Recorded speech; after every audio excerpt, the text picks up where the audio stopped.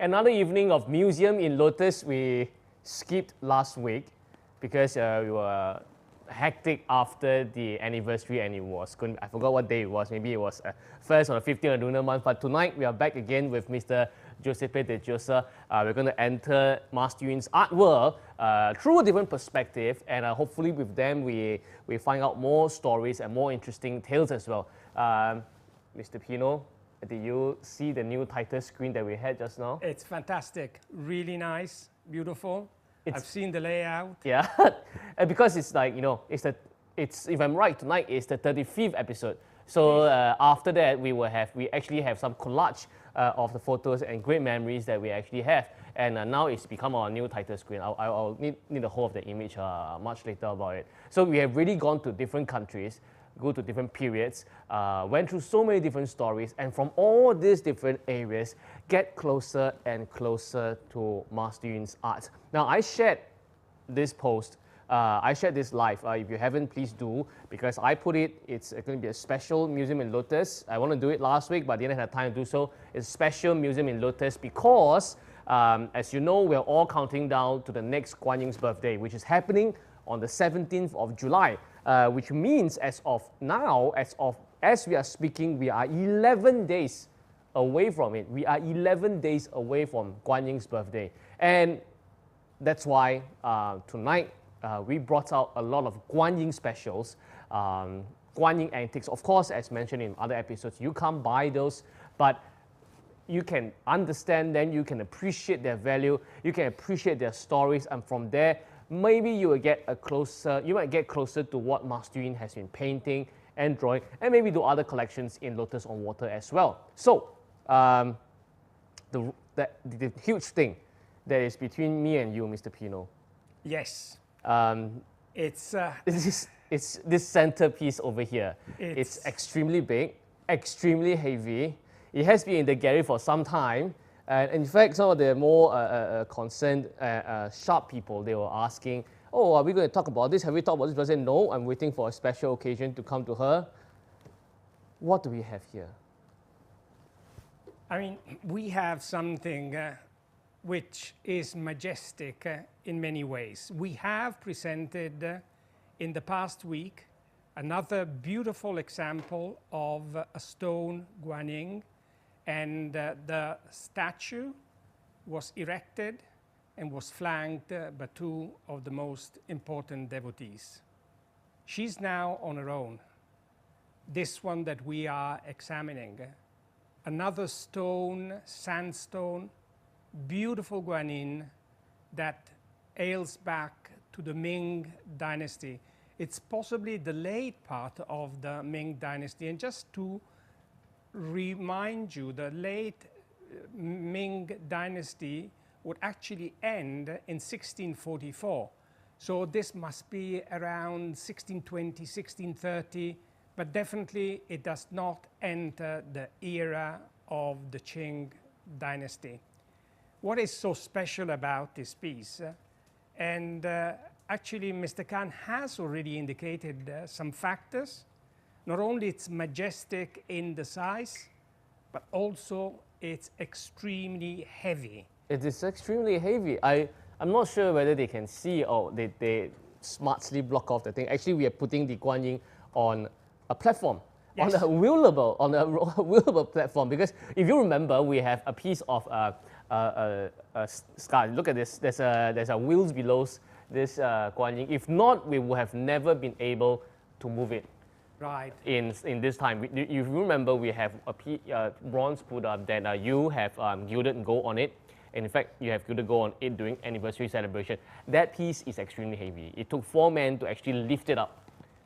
But you know what? At least it was liftable. It can be lifted. This one can't be lifted to that height. Or it's full stone. It's full solid. It's very, very heavy. Why did they carve such heavy things in the past? They carved heavy things and out of stone because this was meant to last to eternity. This was the idea. As this guanyin has wonderful meanings, I thought and I think it was believed that by carving out of stone, I mean, we're talking about a sculpture that has over 400 to 450 years. And had it been made in any other material, let's think about wood, it would not have resisted. Right. Instead, we see it, and we see it in one piece. Of course, I will elaborate what we see on the top and what we see on the bottom, and how the weather has eroded this piece. And actually, it comes to my mind that possibly this piece was partly exposed to the elements. And as you can see the base, which now the video people are showing very clearly, it's almost gone. Yeah, this part. Right. This part is almost gone. But possibly it was also deliberate that the base was going to be very simple. And the reason was to accentuate the meaning, the beauty, the details on the body and mainly the face. Now, when I look at this piece, I see that she is in meditation. First of all, let me tell you about the crown. This is made of 5 elements. If we count, it's 1, 2, 3, 4, and 5. Quintuple. Very neatly carved. And we see this wonderful ornate elements. In the middle, as you can see, there's the Amitabha.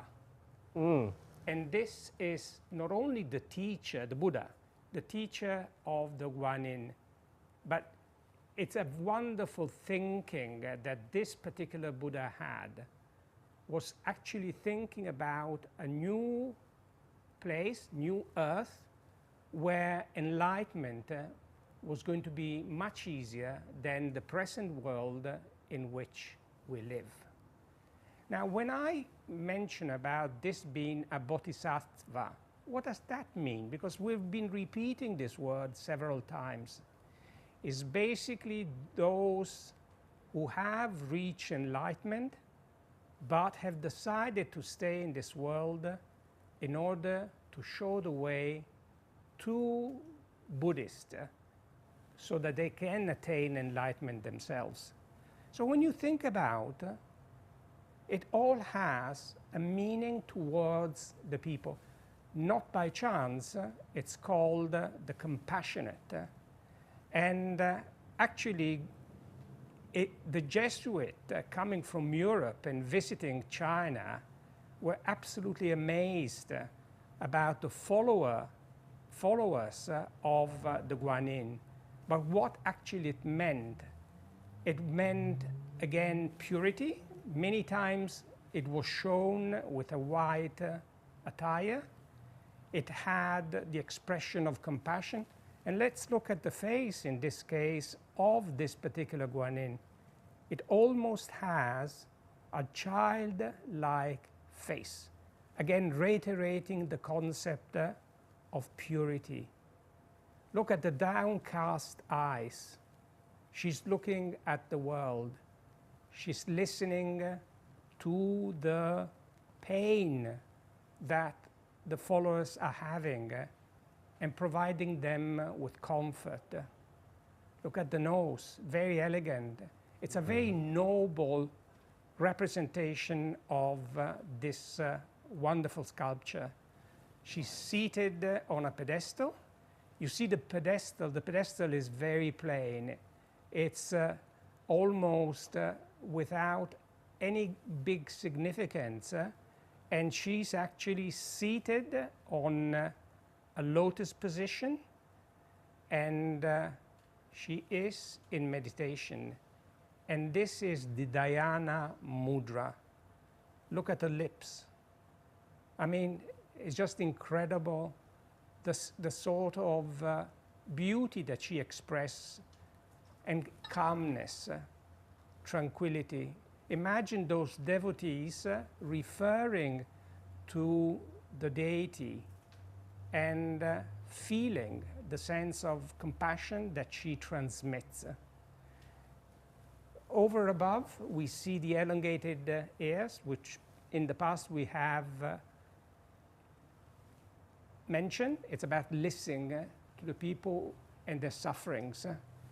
Look at the chest, partly bare, on which we see the necklaces, and we see a sort of a rosary. And now it says that each of the elements of the rosary is one Buddhist, and by turning it around, she prays for these Buddhists. Right. And look at the robe, and how the robe is very well presented, very rich. You can see the folds of the robe. And again, it's a representation of an aristocrat. Right. An aristocrat who's there for the people. Right. Of course, we know that this is Guan Yin. That's why it's Guan Yin's birthday, and we brought this out to share. We are impressed by the size, impressed by the weight of it all, partly whether, of course, one point caught my attention, that it's actually from Ming Dynasty. That means that, according to what Mr. Pino has mentioned, that this statue, this stone Guan Yin next to me, it could have been, let's give it an estimate, probably was done in 1620, late Ming, quite late Ming, because 20 years later, the Manchurians took over and became the Qing Dynasty. That means that from now, it's actually about 400 years. More than 400. 400 years. Yes. I'm just thinking and really going back to the situation that it was back then. Can we just imagine that back 400 years ago in Ming Dynasty, China, and by the way, Ming Dynasty is ruled by the Han people. The first emperor was a commoner, and he led a successful revolution, and it became the Ming Dynasty. And they were also the dynasty that actually had the first sea expedition all the way to Southeast Asia, Ming Dynasty as well. So it was a very strong empire in these affairs. So this was actually in the late period of this magnificent empire, before the Manchurians, before Qing Cao took over. So as you mentioned, it's cast in stone, and literally cast in stone. It was meant for eternity. You can imagine that back then, the devotees or the person who carved this or commissioned this, or maybe the temple who had this, they were No one might have thought that the empire might end.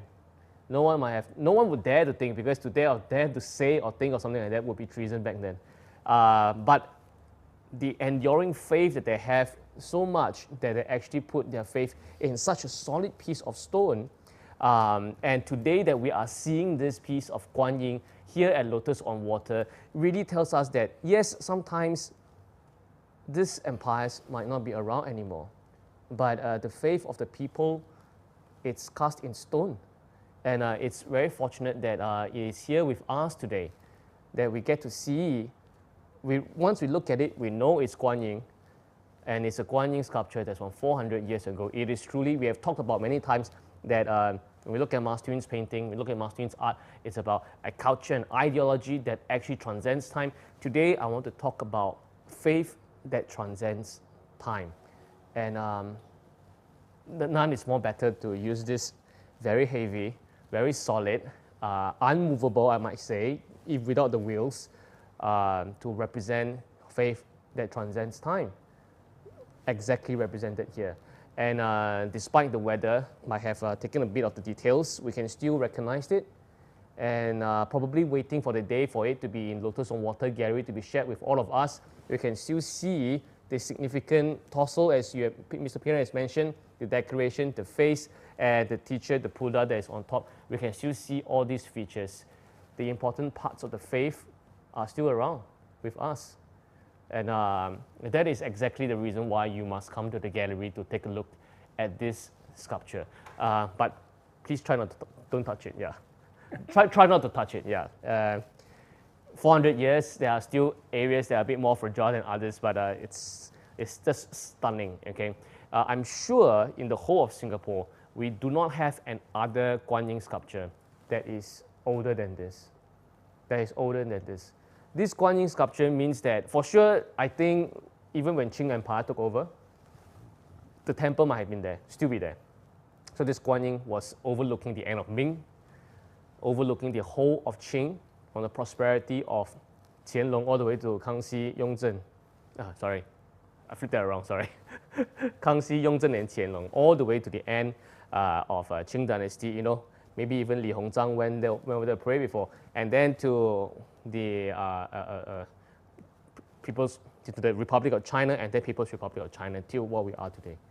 So the amount of ages and the amount of things that this piece of Guan Yin has seen, it's unbelievable. But as I mentioned, ideologies might collapse, empires might fall, but if you have strong faith, this faith would actually substantiate for centuries and centuries to come. And what you said makes so much sense, Mr. Khan, in the sense the dynasties might go, the faith will stay. Yes. So, and when we think about what it represents, we see the erosions. Yes. And the erosion, in my opinion, and in the context of what we're saying, we see the erosion of the dynasty. Right. But the faith does not get eroded. It's Absolutely. here, present, and will continue for the foreseeable future. I'm quite very sure that even when we are not around, this majestic Guan Yin, if I'm right, in our course of Art Beyond Museum 35 episodes, or the previous 34, this should be the heaviest. Am I right? Yeah? This should be the heaviest, huh? They'll all agree with me because they moved some of the objects themselves here. This should be the heaviest we have seen, and also we have seen many different Buddha sculptures. But Guan Yin a bit lesser. Most of them Buddha.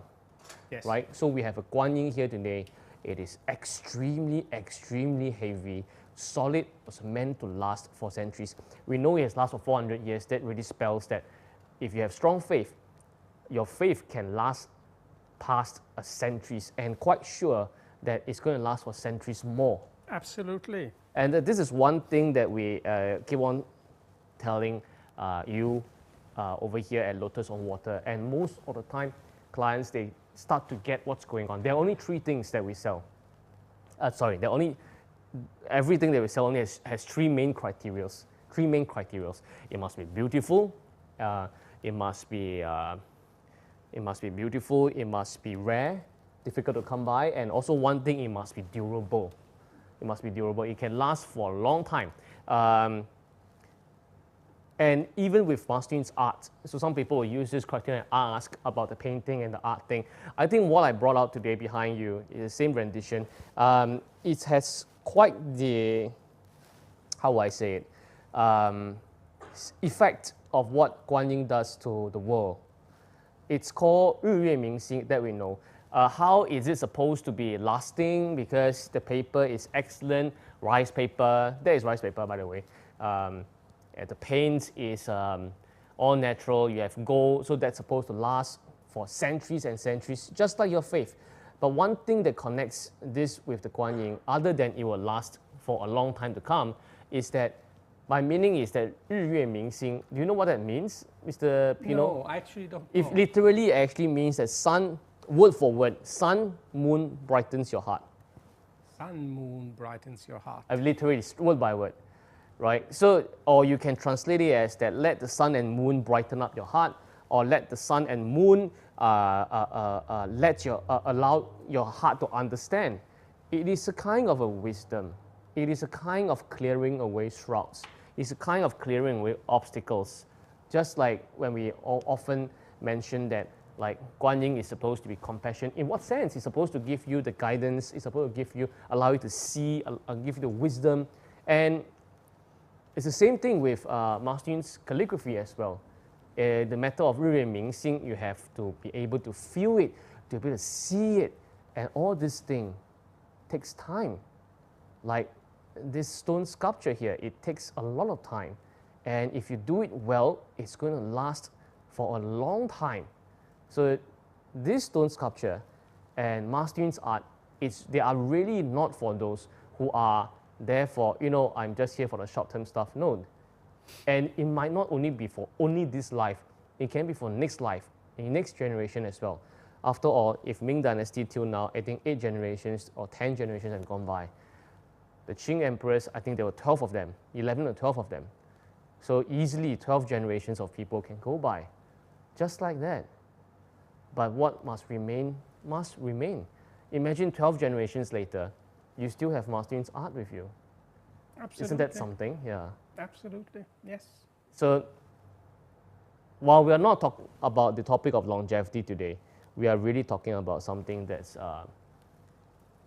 long-term. So if you're watching this now, can really reflect upon when was the last time you make a decision that was like, I'm going to make this decision not just for the next 3 years or 5 years, but probably for something that will affect the rest of your life and something that will affect for generations to come. Because that's what they had in consideration when they carved this Guan Yin. That's what Master Yun had in consideration when he painted that 日月明星. It's for generations to come. And when you think about it, and I was just admiring this beautiful sculpture and Master Yun's painting, there's something in common. And I was trying, I sensed it, but I couldn't verbalize it until the thought has come to me. In my opinion, the person who sculpted was an artist. Okay. He could not have achieved this level of beauty if really he didn't have a vein of art. Isn't this art? Yes. So there's something common, even if they are apart 400 years, but the sense, the artistic sense and the representation of the beauty is there in both pieces. One is a stone, one is a painting. Right. This is clear. We know that this stone Guan Yin here, as Mr. Pino has mentioned, in the sitting position. Of course, here at Lotus on Water, as I mentioned, that if we sell something to you, the collections must be durable as well. But I don't sell stones. Or I sell another form of more high class. Main thing, it's crystals. And crystals also have its real crystals, okay, not synthetic, not lab crystals, this you know. And crystals are also very durable. In fact, I'm quite sure, just like this stone Guan Yin, for centuries after this stone Guan Yin will still be around, just like the crystal Guan Yins in Lotus on Water. I somehow, coincidentally, because I didn't pick these two choices, I told them to pick. I think the three Guan Yins that we have with us today, they are of three particular different positions of the Guan Yin. Can you see? Yes. The stone one, of course, we know that is the one that is sitting, okay, in the lotus position, probably eroded, so we can't see that much, or the rope is dripping over the feet. The one that's next to Mr. Pino, the one that is of clear quartz, that is a standing Guan Yin, obviously, yeah, standing on a lotus petal position. And the one next to me here of a full sitting Guan Yin, that is not standing and that is not full sitting as well. This is actually it's a very difficult way to explain. It's in English, it's like a half sitting position, half standing position. But the Chinese way of saying it, it's even more confusing. It's called 自在观音. 自在, that means at ease, to sit at ease. But if you look closely, how the legs are, this is one leg here, this is the other leg over here. If we, because we still have half an hour of show, if we sit like this for the next half an hour, probably we can't stand when the show ends. You're going to get cramps. Is that so? I assure you, yeah. It's not a natural way of sitting. I mean, I'm in tuck, so I don't want to try because it's tight, it needs fitting, yeah. But it's not going to be very comfortable, really, yeah. I mean, even in this is wrong pair of pants to actually demonstrate anything, yeah. You know, you look at Guan Yin, she's always so, in all these three sculptures, she's always so calm and at ease, you know. If you use today's language, she's always so chill. But, you know, the positions that she's in, it's very difficult to attain, yeah. You're carved in crystal, you're going to stand for eternity, that's something. And if you're in this position, the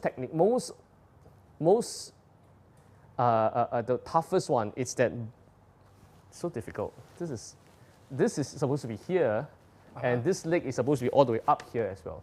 That's the full lotus position. This leg is supposed to be on top. Yeah. So if I put this leg, I'm a bit scared of my pants actually, yeah, because it's a live show, yeah, and I'm in front of three Guan Yins, yeah. So that's terrible. Well, last time I did this was very long ago, yeah. So if this leg goes underneath here, it's easier, correct? It's way easier. Is it? Yeah, it's way easier. I mean, you are 70 plus years, so I don't need to try it, yeah. Shucks, yeah, 很久了没有做. Yeah, anyway, so if this leg goes here, it's half lotus position. Right. If it goes all the way up here, oh, I see. that's a full lotus position. And if you execute it well, that's when, and you see, but the hands are missing, right? Yes. Well, we can estimate the hands are like this. So actually it's 1, 2, 3, and the other sole as well, the sole, S-O-L-E, Yes. 4, and the top of your head, 5, it's all facing the heavens. You can try it at home, yeah, but slowly, yeah. Maybe do it a half first, then go to full. It's a terrible position to be in, but you know, even if you put yourself in a terrible position and situation, you are still so calm and at ease. Think about that. True. Think about that. That's the power of Guan Yin, you know. And you can try this. This might be easier, but you can try for half an hour. Then you get cramps, and you get all this. Easier to be in a standing position. That's right, yeah. Usually standing position is that if she's doing something or if she's traveling. I think so, yeah. So in life, we often put ourselves, or we are put in very weird situations or tough situations. But we have a few different reactions to it. One of the paths that we can learn to be like Guan Yin, how difficult the different positions might be. We have the great wisdom, and we have the great clarity. We have 日月明星. We can see it from the perspective of the sun and the moon. When you are at the level of the sun and the moon, you're going to see great things and grand things. So those pesky and irritating day-to-day situations might not matter so much at all, because by then your heart will have opened up to see the important things in life. You see, those people who get too angry too easily, they're not Guan Yin. They're not. They haven't attained that level yet. They're not calm. They're not there yet. Patient. Yeah. So you see, so there's a whole different thing to it. Some people they actually avoid these entire scenarios altogether. Oh no, I don't want to be in this difficult situation. For instance, you worked at the bank in the past, right? Yes. You mentioned that you started working in 1970s. Yes. Correct? And by the time you come to Asia, it was 1990s. Am I right? Absolutely right. You see, I still got the dates correct, yeah. So, and eventually you became a top guy in the bank. You were the in charge over here. Yes, I was. For sure. And I remember that you mentioned when you first started, you didn't even have the full amount to pay for the sets of silver Yes. cutlery. Am I right? Yeah. Yes, I had to borrow from my father. You had to borrow from your father. Luckily, it was only one time, yeah. I wonder whether your father was very calm back then when you faced this scenario. Then, you must have faced a lot of challenges since 1970s all the way till you climb up to the top as the overall in charge in Singapore, plus Hong Kong and all these places. But not everyone would be willing to face these kind of challenges. Some people would say that, oh, it's okay, I'm fine, please do not promote me, I don't want to be, they know that it's going to be a tough scenario, but don't put me there, I don't want to experience that, I'm comfortable. And because I'm comfortable, I am relaxed. That's not Guan Yin. That's not Guan Yin. Right? If Guan Yin was relaxed, let me tell you a story about Guan Yin. Yes. Wait, let me finish this first, then I tell you a story about Guan Yin. But Guan Yin doesn't want to be in this position. Guan Yin goes through all this position and she's relaxed and she continues to attain. That's a different thing, right? So get your definition of relaxed and comfortable differently. A story about Guan Yin, I want to tell you about this. And this is not a fake story. It's a real story. No, it's a real story because it's written in the scriptures. We call Guan Yin, as you mentioned just now, Bodhisattva. In Chinese, we call it Pusa. And this is a rank of people, this is a rank of beings in the Buddhism world that they will go to different worlds to help people. So in Chinese, we call it that Xing Pusa Dao. You're walking on the path of Bodhisattvas. And that's a tough path. Yeah, because you have attained something and you're supposed to inspire the rest of the people to follow you. Yes. The majority of people are stupid and they cannot see, correct? So it takes a lot of energy to get this thing done. They say that Guan Yin was actually what we call an ancient Buddha. That means that actually Guan Yin has already attained the status of Buddha. We call it Gufu. So one day, they were all at Nirvana with the teacher and tons of them having a great time, a good party. Really, I tell you, it's true. I tell you, the Buddhists, in Nirvana, they have great parties. If you read the scriptures, it actually means exactly that. A lot of music, a lot of booze and stuff. It's true. I'm not lying. So then they were all having fun, and then Guan Yin, laughing Buddha, and the one who's in charge of the hell, the netherworld, the underworld, we call him Di Zhang Wang, discovered that their mentor, who is this guy, one of the Buddhas is missing. So they went to look for him. And then they found him outside. There's a great pond, nice pond with a lot of fishes there. So he found him there looking at the water, contemplating about something. So they went up to ask the boss and said that, hey, what's wrong? No, we are having a great time here. Everyone's partying, everyone's having a good time, enjoying afterlife or something. I said, yeah, but you know, our world is great, but there are 3,000 worlds out there that are still in chaos. What should we do about them? So this is the thing. When you see your boss contemplating and not getting happy about something, don't open your mouth and ask. If not, he's going to give you more duties. So that's what happened. And since you asked, right, so they had to do something about it. Anyway, it was really written. I'm just putting it in modern context. So the three of them, decided that, okay, why not we temporarily put down our status as a Buddha and go back to the path of being a Bodhisattva to extend our help and powers to the rest of the people, rest of the beings in the universe. So Guan Yin was assigned to come to this world to do this. So that is she didn't say that, oh, I feel that something is I feel that I'm going to get overtime again. No, thank you very much. I'm going to go back. Now, no. She said that I'm going to go to this messy world and I'm going to do my best. This is the power. And this kind of attitude would last for centuries. This kind of people with this kind of attitude, this kind of power, their names and their legacies would last for centuries. This is what the great faith cast in stone they actually mean.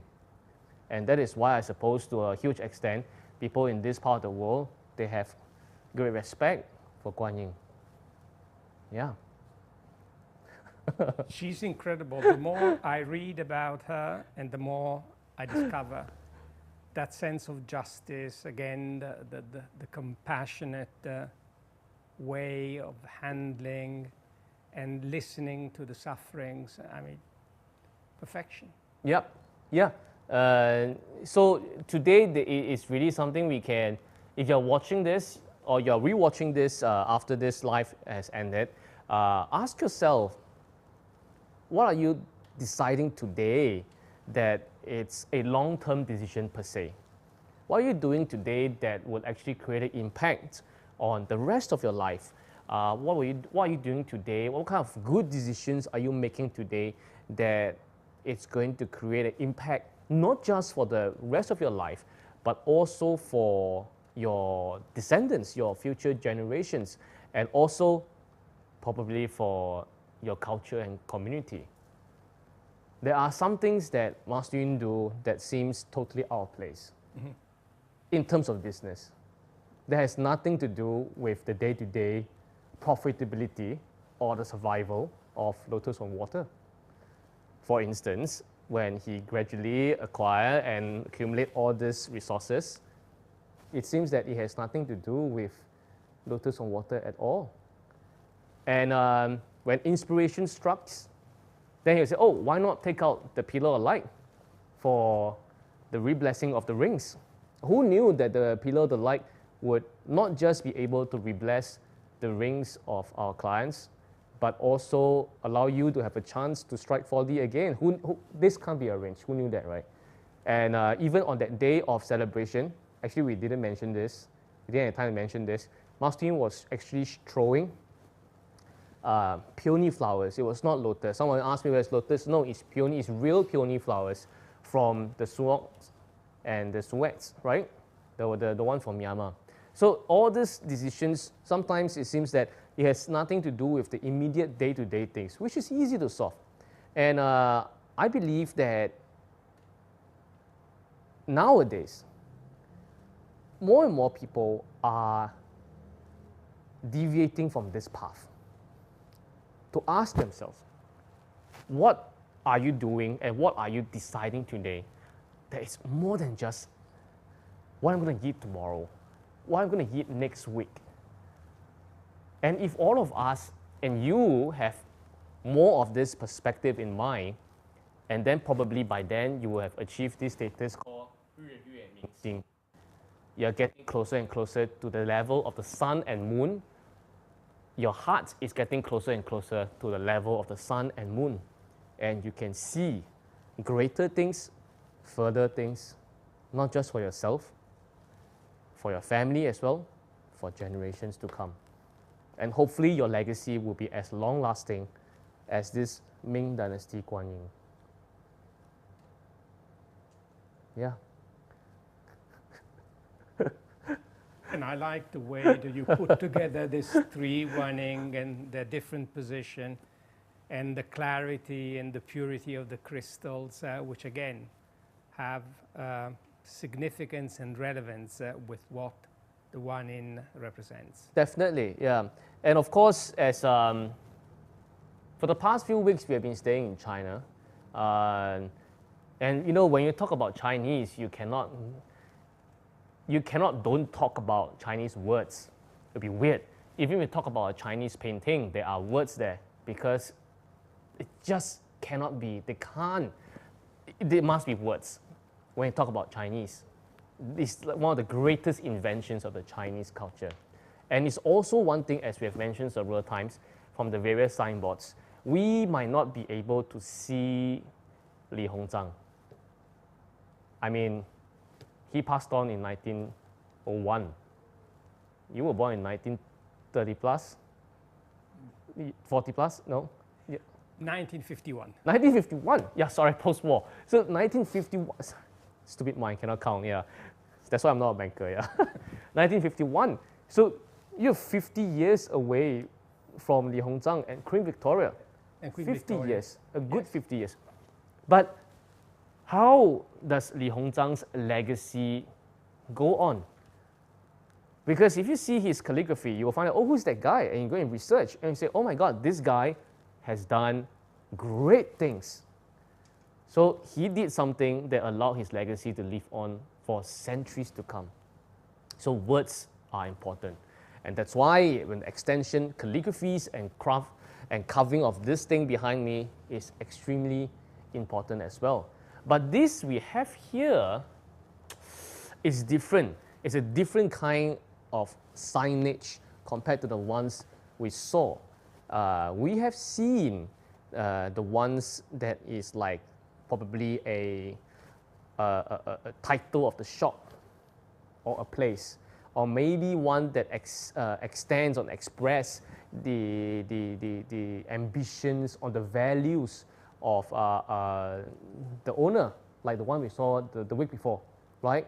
The one that Li Hongzhang wrote is nice. It's actually maybe a certain thing to remind the descendants that, you know, you got to take care of your health, drink less, and all this stuff, cast in stone, so you don't forget. But the one behind me, it's very different, and the color is very different as well. Am I right, Mr. Pino? I mean, I look at this wonderful board, and the way the characters are written, unfortunately, I cannot write, but the perfection of the strokes. And when I look even at the materials that have been used, look how wide this plank of wood is. And it's right. Not only wide, it's very thick. We're talking about at least 3 centimeters. What is exceptional about this board, different from the couplets that we have examined, from the other ones, the carving was basic from, it was inside the carved. Mr. Pino is mentioning about how these words are carved.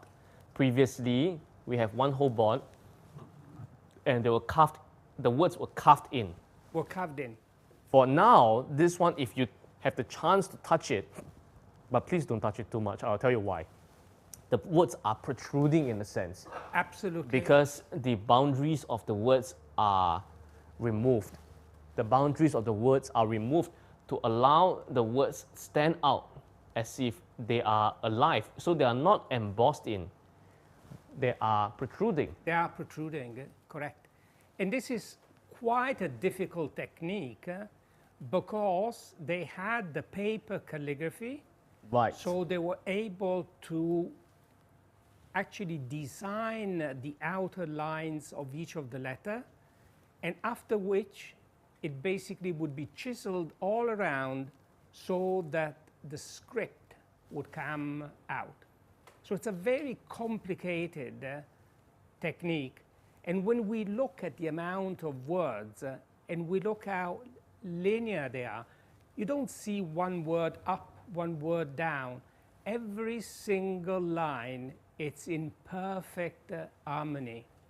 The workmanship, when it comes to the words, it's impeccable. Impeccable. I mean, if it was done at a much later stage, one might even say that it's machine-made. Because it's pretty much like machine-made, right? When was this done?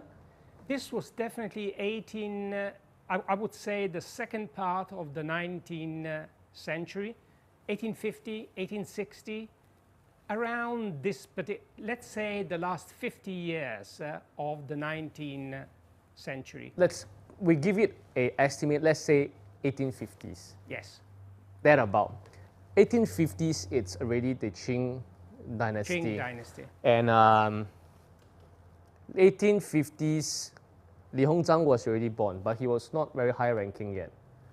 Yeah, 1850s was when the Opium War was happening or has already happened, the first or second one in between. It was when, if I'm right, it was when the Empress Dowager's father-in-law was still in power, if I'm right, yeah.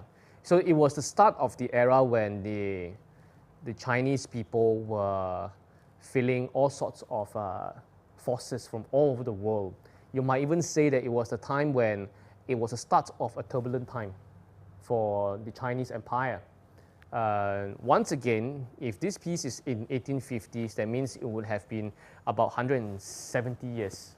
Yes. Oh, 170 years old. Let's talk about some numbers. 170 years old, this thing is. Recently, Hong Kong and China just celebrated 25 years of returning to China, right? So it's just 25 years. 25 years just passed by like that. Yeah, it's crazy. Yeah. Singapore is going to celebrate its 57th birthday. Yeah, I'm right. Yeah, soon. 57. 57 years just go by like that. It's very fast. You might be concerned about what you're going to eat tomorrow or you're going to eat next month because there's no chickens coming in from Malaysia. But you know, 25 years and 57 years can just happen just like this. Nanosecond. Right? Chimes Hall, you know, Singapore's Chimes Hall was done in 1890 something. I don't remember, it was about then. Because we're going to have the third exhibition in Chimes Hall this October. So I did a bit of research again. It's about 130 years old. 130 years. Just like that. That means that when Chimes Hall was around, the Qing Empire was still around. Right? And the signboard that we saw, that was the calligraphy belonging to Li Hongzhang, that was written in 1873. Right? Because the year was there, 1873, that means that it's about 150 years from now, 149. You take the clock back for about 20 years, these wordings and this signboard was created. And I think there is no doubt this time round, because of what is written on this signboard, on this signage, that the moment when this calligraphy was written, it was pretty much straight away carved onto this piece of wood. And it has got to do with what is written on it. This piece is not an expression of the calligrapher's values or ambition, and it's definitely not the name of a shop. They are all names. They are names of deities. I brought this out because we are counting down 11 days to Guan Ying's birthday. I've talked about this on Facebook many times. And if you can briefly read some Chinese, in the center, right smack in the center, this is Guan Ying's name. This is the full name of Guan Ying. Now I must give some basic education first. Please note, let's try to read this together, huh? Shall we? Yeah. Don't worry, I'll guide you. Let's try to read this together, you at home as well. I'm sure a lot of them are puzzled now because it looks like a Rubik's Cube. I mean, there's so many words all around. Unlike the previous signboards, they were so easy, right? That's why I reserved this signboard until today.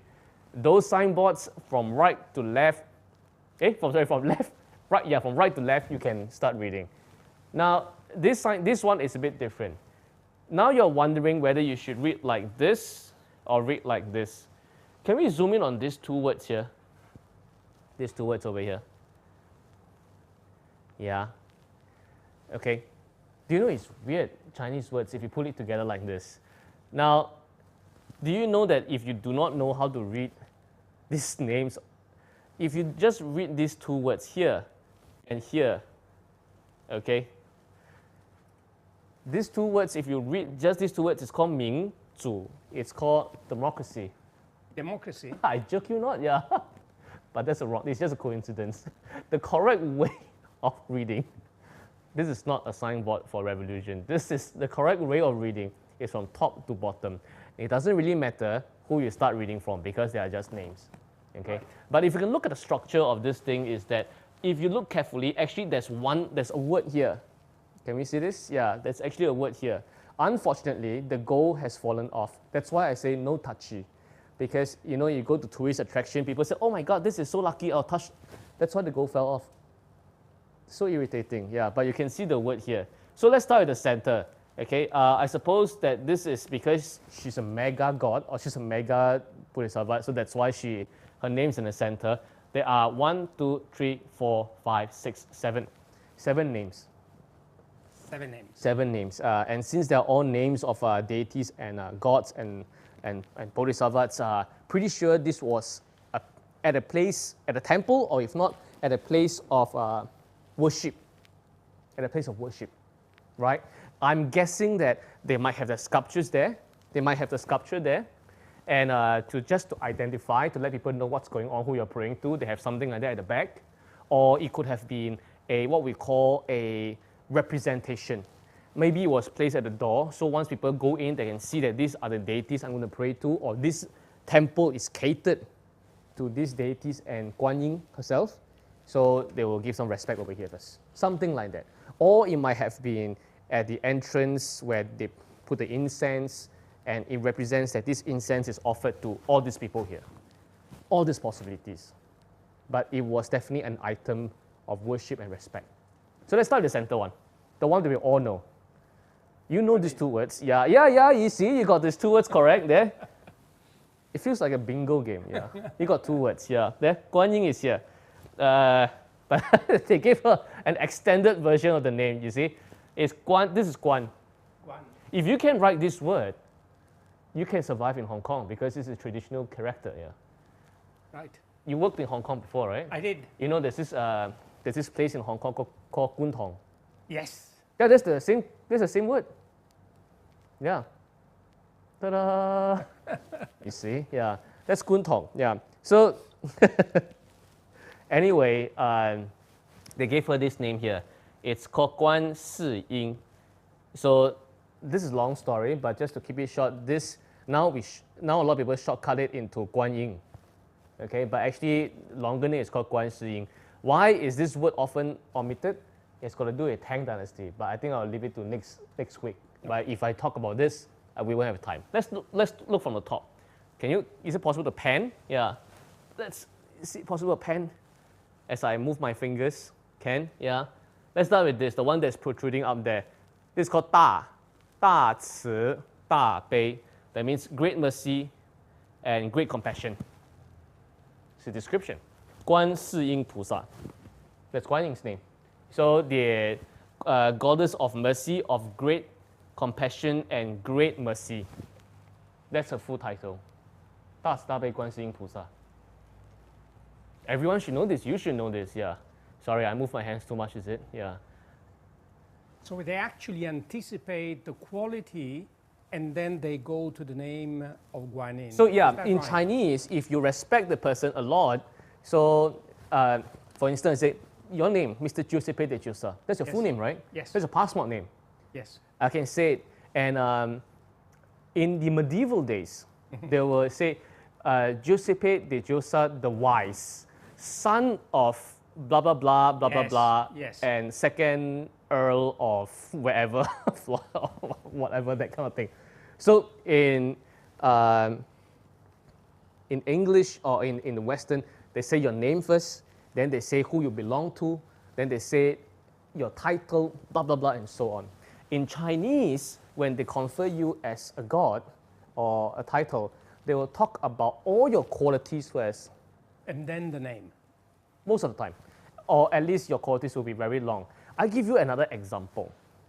That there is this god who is called Guan Gong. Wow, this is a very long story. Shucks. Okay, back in Han Dynasty, his title, there were only 3 words. 3 words. 忠义侯 or something, I forgot. Something duke.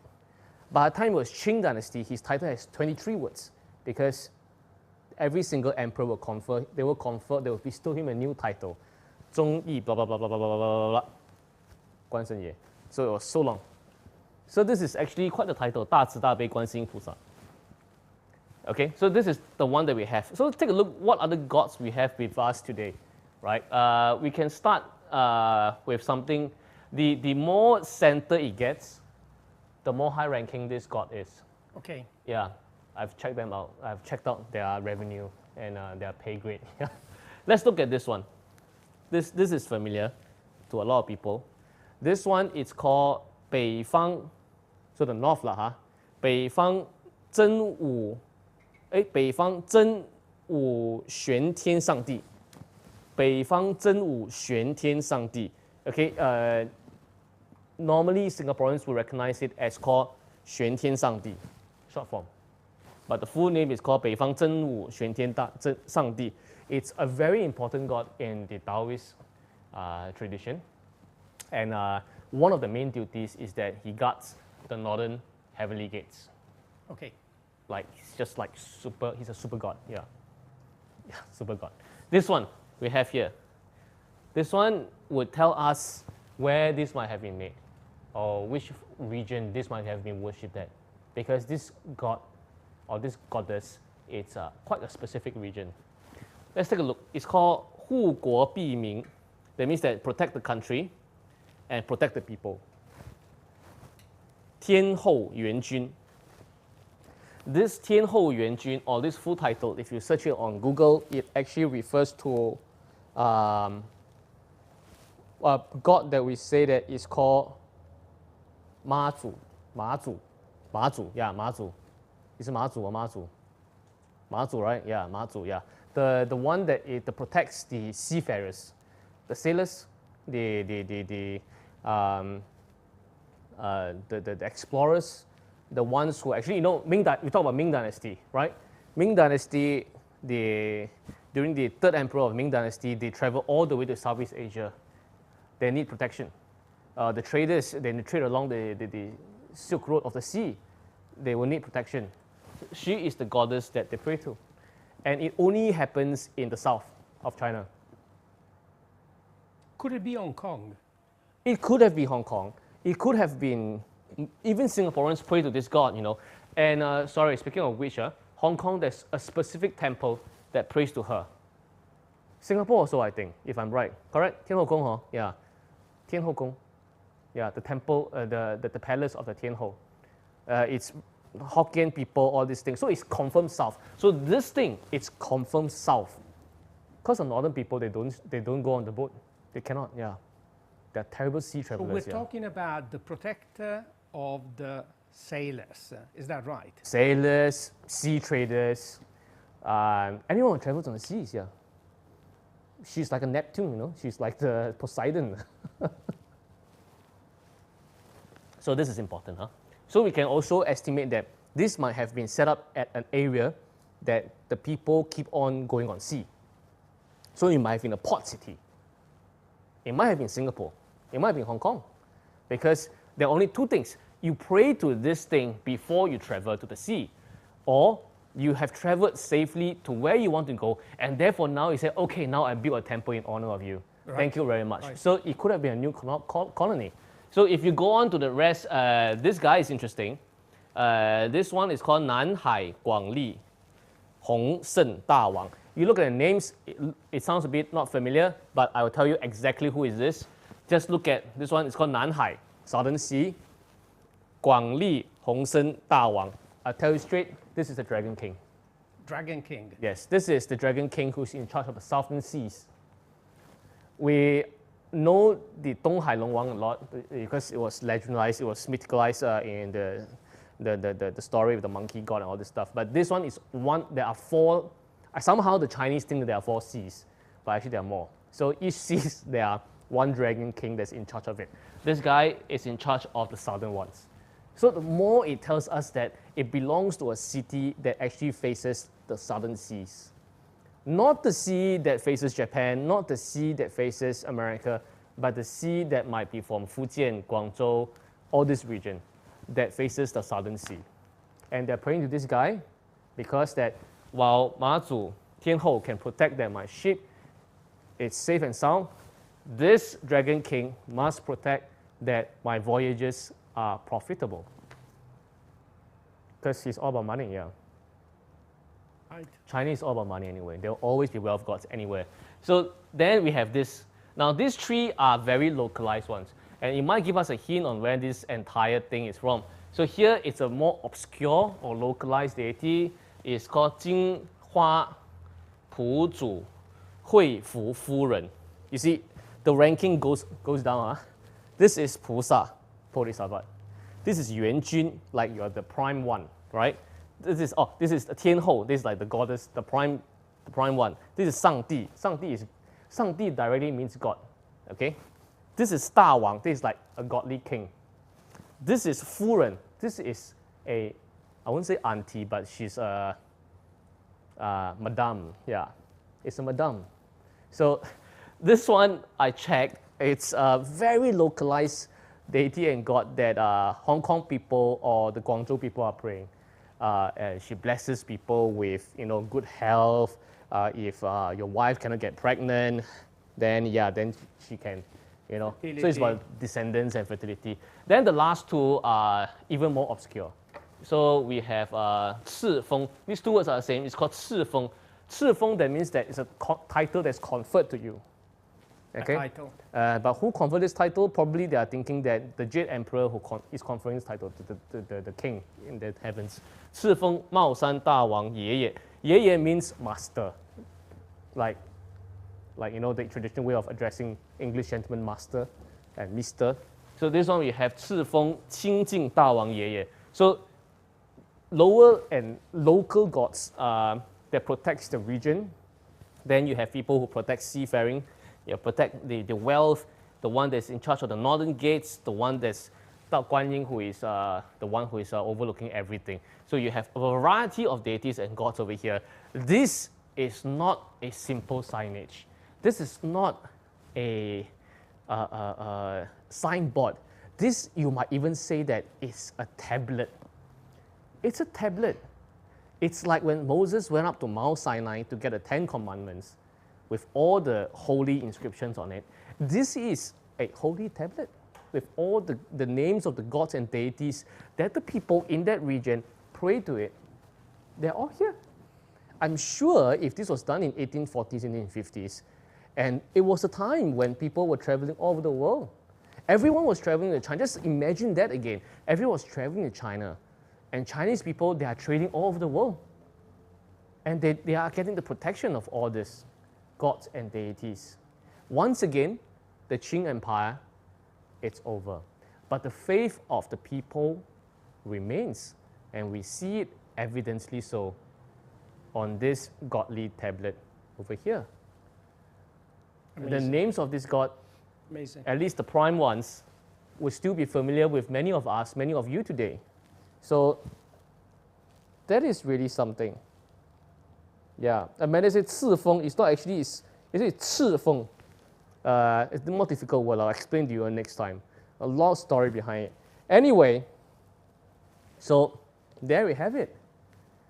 Artifacts and antiques of great, long-lasting faith. And I definitely hope that after tonight's episode, before you sleep, or when you wake up tomorrow morning, really ask yourself the question, what are you going to do today? Or what decisions are you going to make that is going to be wonderful for yourself and for generations to come? Oh yes, we have that, yeah. The immediate thing at hand, yes. The thing about the question I told you. Okay, we're going to ask a question. Okay, and we are going to pick up 3 winners. We brought these 2 out especially because it's going to be Guan Ying's birthday soon. And I say that it's going to be 11 days from now. Actually, on my Facebook, I have been sharing what is the exact date of Guan Ying's birthday. Just that you remember. So the question is simple. It took about a lot of people to move this Ming Dynasty Guan Ying, so let's not let her down. What is the date of the upcoming Guan Ying's birthday? 不是吧？不知道啊 ，terrible, you know. 等一下你要过来这边跪下来 ，yeah. What is the date of the upcoming Guan Ying's birth date? It's July for sure, okay? Yeah. What? Yeah. At least there's a faithful one in your crew, yeah. What is the date of the upcoming 观音 's birthday？ 即将要来的观音诞的日子啊，是哪一号？几号？几月几号 ？You can give me the solar calendar, which is the Western calendar. You can also give me the lunar calendar. Doesn't matter. It's still 11 days away, right? Let's pick 3 people, shall we? Okay. First winner, Jenny Ng. Congratulations. Second, you all get to win a set of 6 champagne glasses by Laurent Perrier. Roy Tan Junyi, I think this is Angeline's child. Congratulations, yeah. Congratulations. And we have Geraldine Xia, Roy Tan, and Jenny Ng. Congratulations. Congratulations. Once again, we are 11 days to Guan Ying's birthday. We will be placing this Ming Dynasty stone Guan Yin, partly weather eroded, but because of that, really tells us that, you know, strong faith can withstand the test of time. Here in the gallery, at least till Guan Ying's birthday. So you can come by and take a look. Hopefully you can feel how important it is if today you decide to do something that is enduring and beneficial to yourself and generations to come. Next week, our countdown to Guan Ying's birthday will be even shorter. So hopefully by then you would have already chosen your next Lotus collection, because that is one decision that if you make today and if you take it today, it is really going to be about generations of fortunes to come. Probably one of these statues as well, right? The standing one. Yeah. So beautiful. If the sculpture next to me gets sold first, when we have our show next week, you will owe me a dinner. If yours gets sold first, then I'll buy you a dinner. Please, come and take this. I'll get a dinner. Actually, it's not fair, because yours is only 52,000. Mine is 128,000. But I won't say it's cheaper, but it's... No, it is literally cheaper, yeah. Well, I mean, it's beautiful. Please come and take it. The one next to me is citrine, is really much more worth it, definitely, yeah. So we will see. We will settle the score after Guan Ying's birthday. Absolutely, yes. Right. Okay, we'll see you next week and we'll count down to closer to Guan Ying's birthday. Cheers. Cheers.